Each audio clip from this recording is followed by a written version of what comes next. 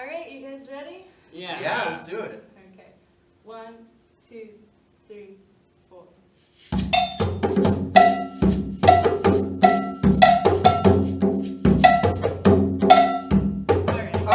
Whoa. There's just one thing the song needs. It's more cowbell. What's going on? Don't you know how to read music? Well, I know what rhythm is. Rhythm is just organized sound, a pattern of sounds and silences. But as for reading music, well, I thought I did. You don't know how to read music? We have a gig in 2 days. Ah! Whoa, wait. We could show Brandon how all this works. Yeah, how long is that going to take? I don't know, it's like 3 to 5 minutes.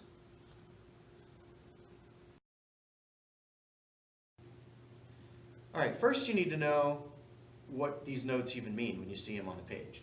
So, first you have the whole note written like this, and then if you break that whole note up, you get 2 half notes. And then if you break each of those up, you get quarter notes, 2 quarter notes and a half note. Break each of those up and you get eighth notes, and then you break those up and you get 16th notes. Just like fractions, 16th notes equals 1 whole note. Okay, so what does all that mean? Well, in music you have a time signature. It tells you these 2 numbers here. The bottom number tells you what kind of note gets the beat.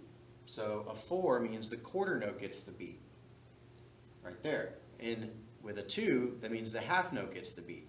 If you have an 8, then the eighth note gets the beat, and so on.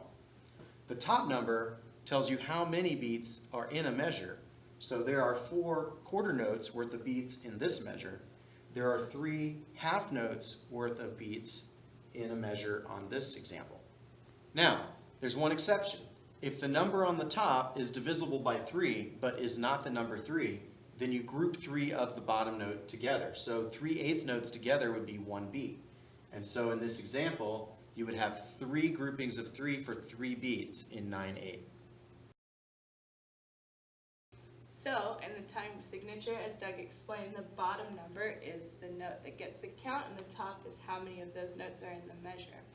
So, a quarter note in 4/4 is what gets the count. So, if it's a half note, it takes 2 of them, it gets 2 counts, and if it's half of that, it gets a half count, so it would be 4 and since 16th notes are a fourth of a quarter note, it gets a 1 and a. So, you would count this 1, 2, 3, 4 and 1 and a 2, 3, 4. So in compound meter we can count it 2 ways. So the eighth note gets the count, and there's 6 of those in a measure. So we can go 1, 2, 3, 4, 5, 6, 1, 2, 3, 4, 5, 6. Or we can break it into lales, since in compound meter it has a feel of groups of 3 of those eighth notes. So you can do 1 la le, 2 la le, 1 la le, 2 la le. So Brandon, I'd like to talk a little bit about beaming. We have 2 musical examples here, and this bottom one is very beautifully written.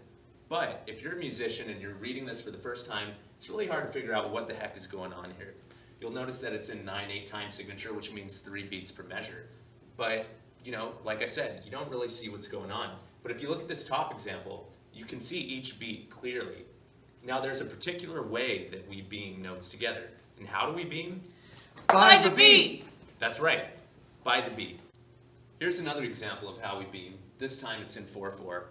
You'll see we have a quarter note unbeamed, half note unbeamed, but we have 2 eighth notes, which is 1 beat, and we beam them together. Similarly, we have 4 16th notes to represent 1 beat, so we beam it together.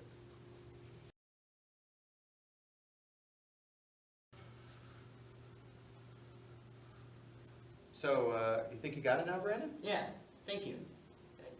All right, let's do it. 1, 2, 1, 2, 3, 4.